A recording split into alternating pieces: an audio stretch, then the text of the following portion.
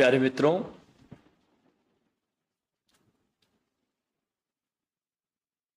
आप सब लोगों के बीच उपस्थित होकर मैं बहुत आनंदित हूं। आज विश्व वृद्ध दिवस है।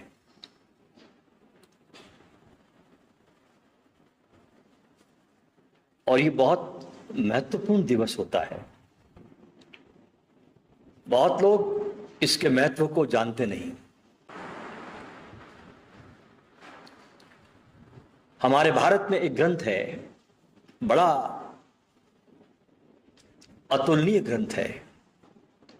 हमारे भारत के पास जैसे ग्रंथ है वैसे ग्रंथ दुनिया के किसी भी भूभाग में नहीं है।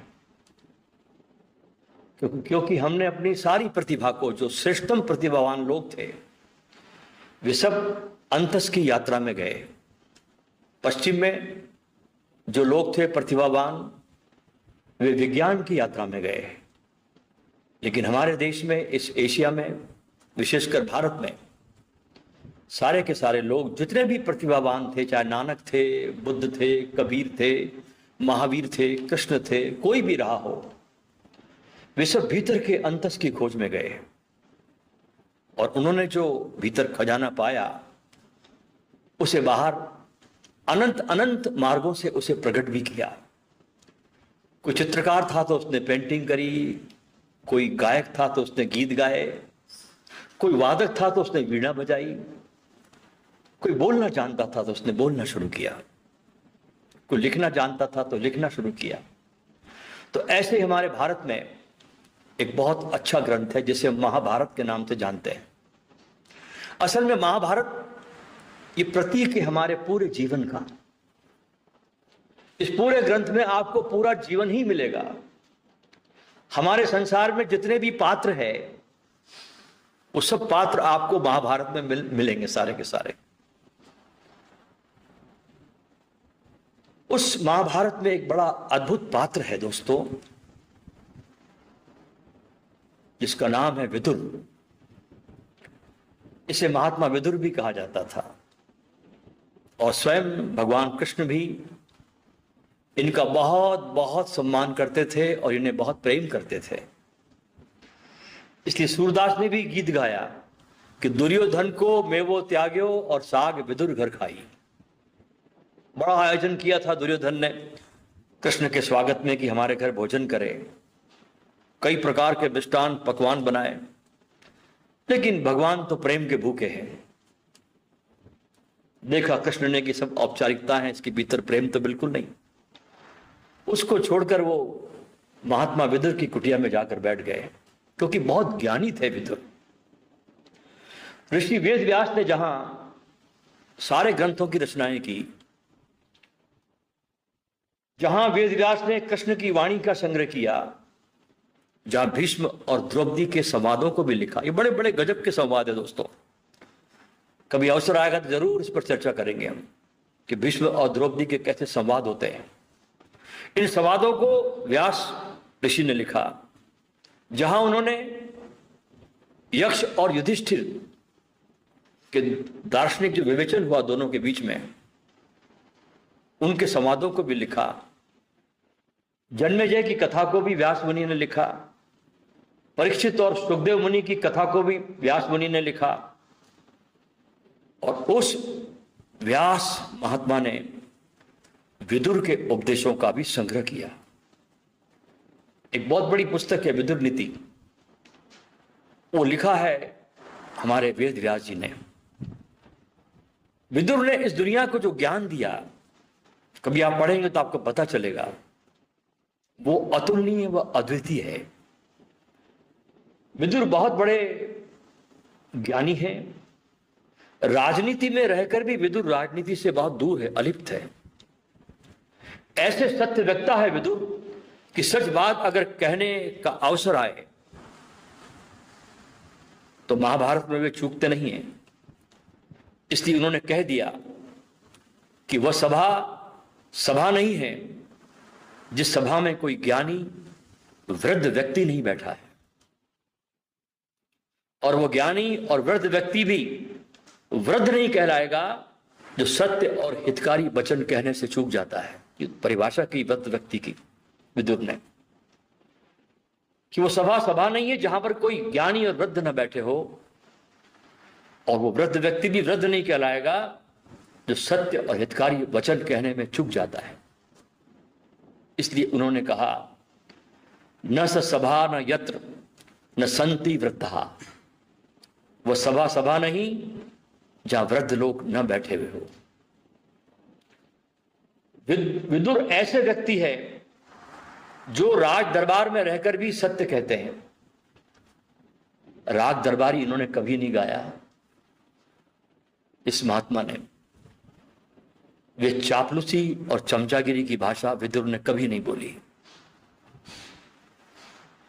आइए आज के इस महत्व को, आज वयोवृद्ध विश्व का दिवस है,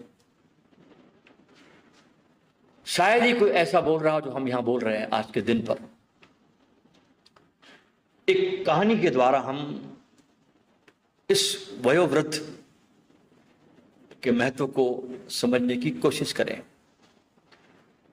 एक राजा था, वो बूढ़ा हो चला था। उसके मंत्री, सभासद सब वृद्ध थे। उसका जो बेटा था राजकुमार, उसके मन में अक्सर विचार आता था, बेटे के मन में, कि जिस दिन मैं राजा बनूंगा इन वृद्धों से इस्तीफा मांग लूंगा। और आखिर वो दिन आया, पिता की मृत्यु हुई और राजकुमार का राज्याभिषेक किया गया। पहले ही सभा में इस राजकुमार ने, जो नया राजा बना, नवनिर्मित, आदेश जारी कर दिया कि जो भी अधिकारी मेरे दरबार में, प्रधानमंत्री, सेनापति, कोई भी हो, जो 50 वर्ष से ऊपर है, वो अपना त्यागपत्र शीघ्र मेरे सामने उपस्थित कर दे। और जिन अधिकारियों के सुयोग्य पुत्र हो, वो अपने पिता का स्थान ग्रहण कर लेंगे, तथा जिनके पुत्र योग नहीं है, उनके स्थान पर किसी अन्य युवकों का अपॉइंटमेंट कर दिया जाएगा।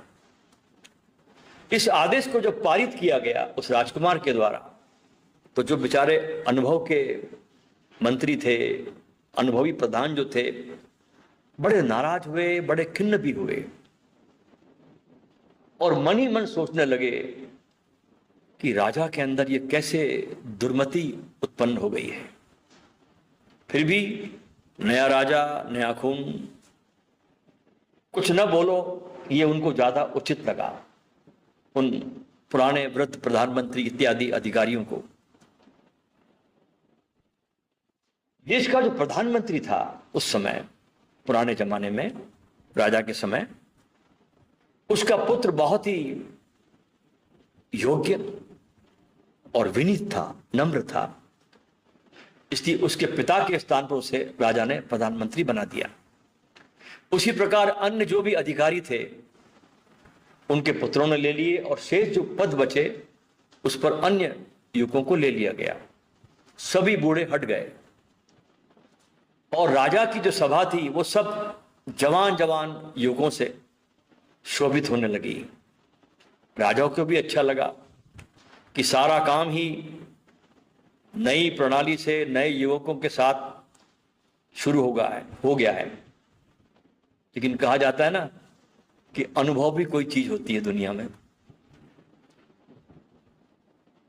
जीवन का असली ज्ञान कुछ ठोकरें खाने के बाद ही आता है।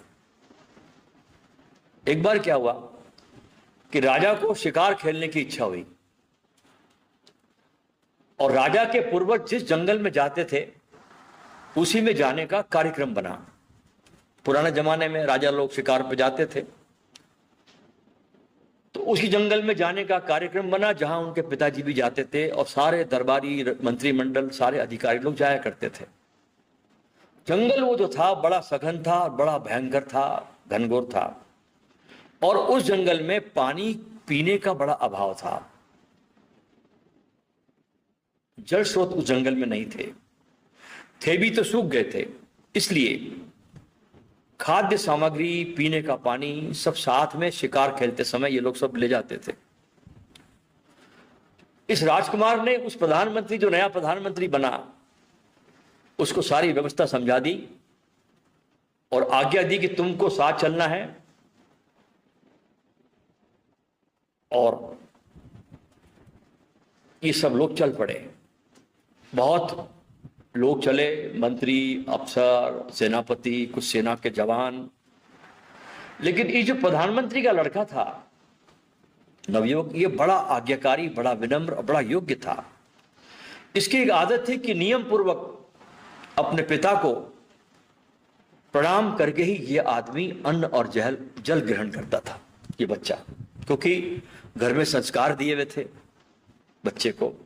तो पिता के जब तक पैर न छू ले, पिता को जब तक प्रणाम न कर ले घर में, तब तक वो अन्न जल को छूता नहीं था। अब अगर ये लड़का 15-20 दिन के लिए राजा के साथ शिकार पर चला जाए तो उसका नियम टूट जाएगा। तो राजा के सामने तो उसने बात कह दी कि हाँ, चलने को तैयार हूं। उसका आदेश तो शिरोधार्य कर लिया इस मंत्री ने। घर पर आकर उसने अपनी स्थिति को पिता के सामने बयान किया, अपनी स्थिति को बताया। राजा के साथ जाना तो अनिवार्य है, पर अपना नियम भी मैं तोड़ना नहीं चाहता, पिताजी से कहा।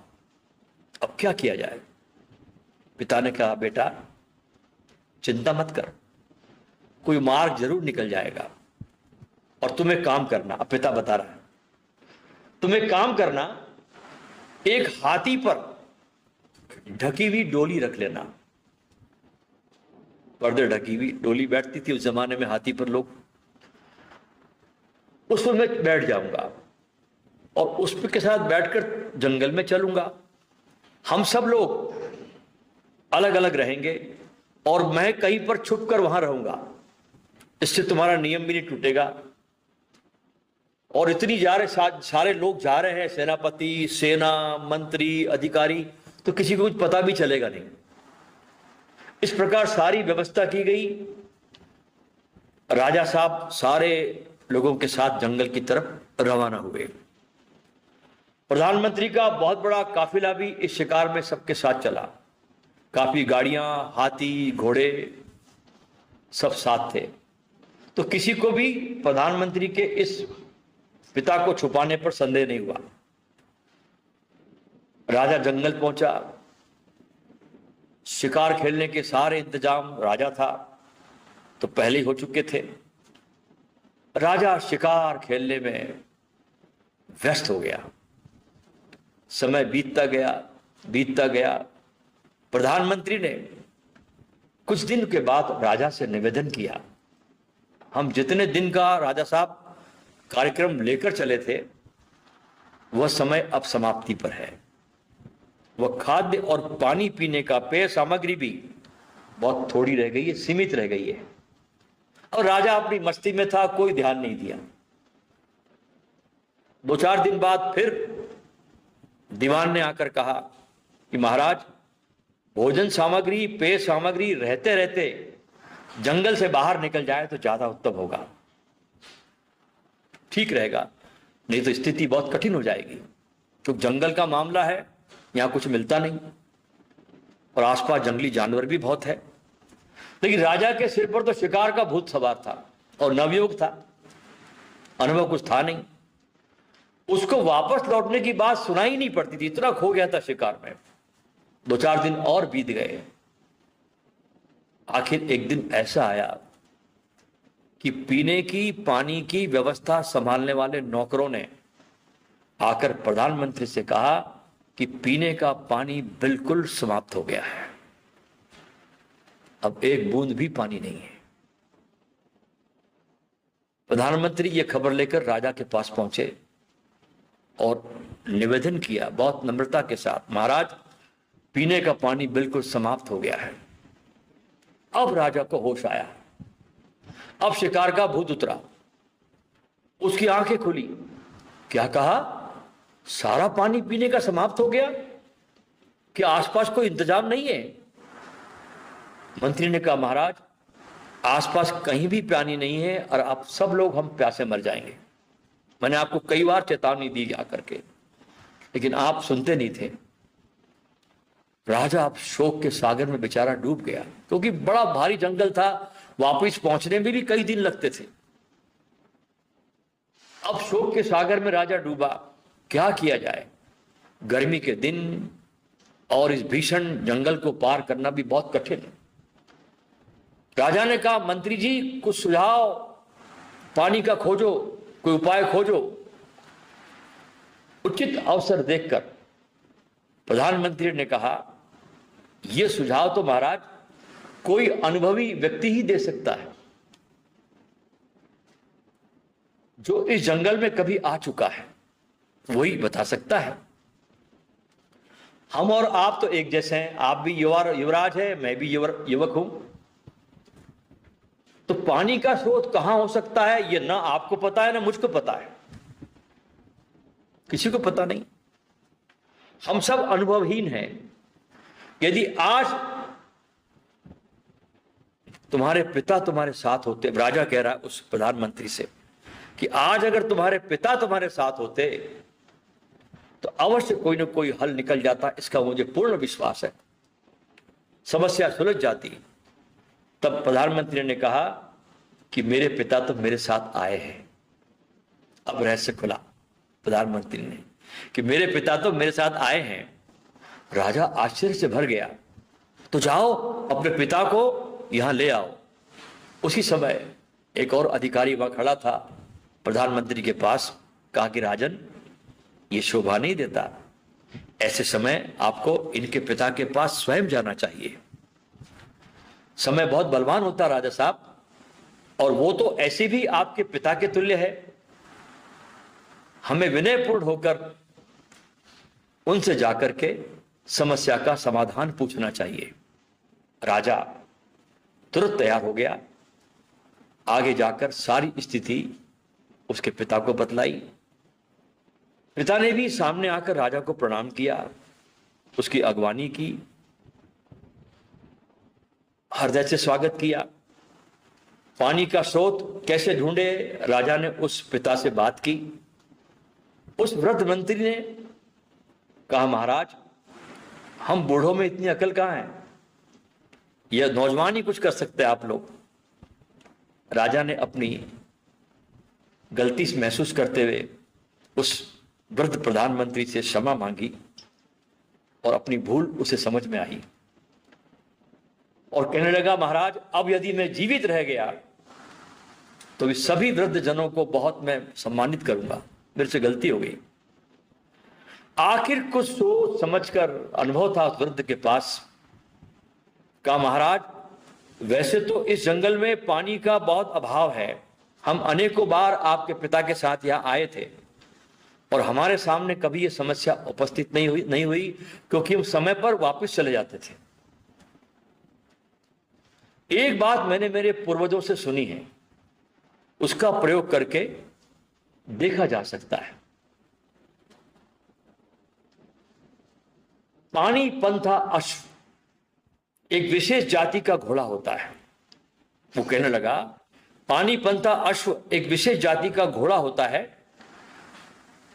उसे अगर इस घोड़े को जंगल में छोड़ दिया जाए तो वो जमीन को सूंघता हुआ जंगल में चक्कर काटेगा। वो घोड़ा जहां पानी ऊपर होगा, बहुत नजदीक होगा, वहां पर अपने पैरों से खोजने की वो घोड़ा चेष्टा करेगा और अपने खुरों से जमीन को खोदने की कोशिश करेगा। अपने 2 सिपाहियों को उस घोड़े के पीछे आप लगा दो और उस घोड़े को छोड़ दो, और जहां भी खुरों से वो खोदना शुरू करे वहीं खुदाई करोगे तो शायद मीठा पानी पीने के लिए निकल जाएगा। लेकिन राजा को तो यह भी पता नहीं कि पानी पंथा घोड़ा होता कौन सा है। उसमें घोड़े तो बहुत थे वहां। तो वृद्ध मंत्री ने उसकी पहचान राजकुमार को बताई और उस पानी पंथा अश्व को खोज कर निकाला। घोड़े को खुला छोड़ा गया। घोड़ा जंगल में जमीन पर सूंघते सूंघते घूमने लगा और एक स्थान पर जाकर अपने खुरों से खोदना शुरू किया। राजा के लोग समझ गए कि यहां पर पानी है, और थोड़ी सी खुदाई हुई उस जगह पर तो ठंडे और मीठे जल का स्रोत निकल आया और लोगों के प्राणों की रक्षा हो गई। इस घटना से आप जान सकते हैं कि वयोवृद्ध व्यक्तियों का हमारे परिवार और हमारे समाज में क्या महत्व है इस घटना से। लेकिन आज के हालात को देखकर मैं बहुत व्यथित और दुखी होता हूं कि पढ़े लिखे लोग, हायर एजुकेशन वाले लोग, बहुत पैसा कमाने वाले लोग अपने बुजुर्गों को घर में सम्मान पूर्वक न रखकर किसी वृद्धा आश्रम में छोड़कर आ जाते हैं। कोई गरीब नहीं छोड़ता अपने माँ बाप को वृद्धाश्रम में, ध्यान रखना। सब हायर इनकम वाले लोग छोड़ते हैं, वृद्धाश्रम में छोड़कर चले आते हैं। और कुछ कुछ घटनाएं तो ऐसी देखी, मैंने सुनी कि हायर इनकम वालों ने, बाप तो मर गया, अकेली मां बची घर में, तो उसको वृद्धाश्रम में भर्ती नहीं किया, कहीं जाकर किसी स्टेशन पर छोड़ के आते हैं।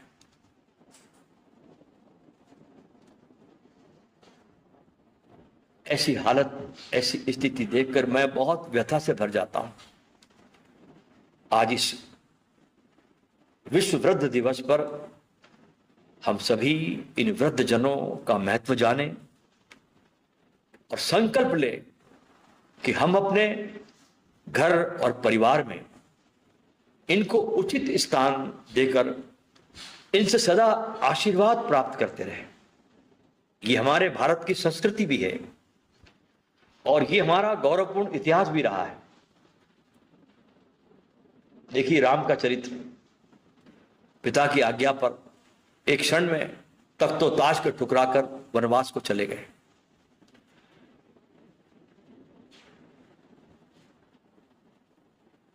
ये मैंने आपसे बातें आज शेयर की और आपको अच्छी लगी हो मेरी बातें इस विश्व वृद्ध दिवस पर, तो इसे जन जन तक पहुंचा देना।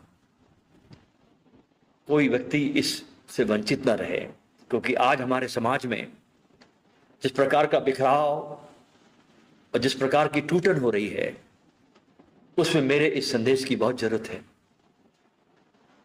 अंत में मैं सभी जो धरती पर वृद्ध जन मौजूद है, मैं नतमस्तक होकर उनको प्रणाम करता हूं और उनके आशीर्वादों का मैं बहुत अभिलाषी हूं कि वे मुझे सतत प्रेरणा देते रहे कि इसी प्रकार के संदेश मैं ज्यादा से ज्यादा लोगों तक पहुंचा सकूं और उनके परिवार, उनके समाज को एक धागे में जोड़ सकूं। क्योंकि संयुक्त परिवार जब होता है उसका आनंद ही कुछ और होता है। आज ये सभ्यता जो हमारे पास आई, जो हमने भारत में ओल्ड एज होम बनाए, बच्चों को पढ़ाने के लिए जो बाहर हॉस्टल बनाए, ये हमारी भारत की संस्कृति कभी नहीं रही।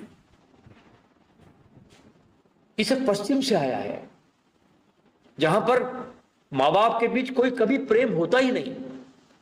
मैंने बहुत यूरोप घूमा है और मैंने देखा है कि कोई बाप, लड़का अपने पिता के पास जन्मदिन की मुबारकबाद देने के लिए वृद्धाश्रम भी नहीं जाते। वहां लोग एक फोन कर देते हैं, हैप्पी बर्थडे डैडी, बस हो गया, काम खत्म।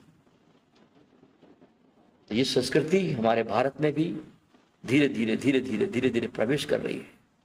इसलिए मेरे इस संदेश को, ये चूंकि रिकॉर्ड भी हुआ है और आजकल मैं इसको YouTube पे हम डाल देंगे, इसको जितना हो सके आप चारों तरफ इस मैसेज को जरूर फैलाएं। आज मुझे ऐसा भाव उठा कि इस वृद्ध विश्व दिवस पर मैं अच्छी बातों को शेयर करूं आपके साथ। बहुत बहुत प्रणाम।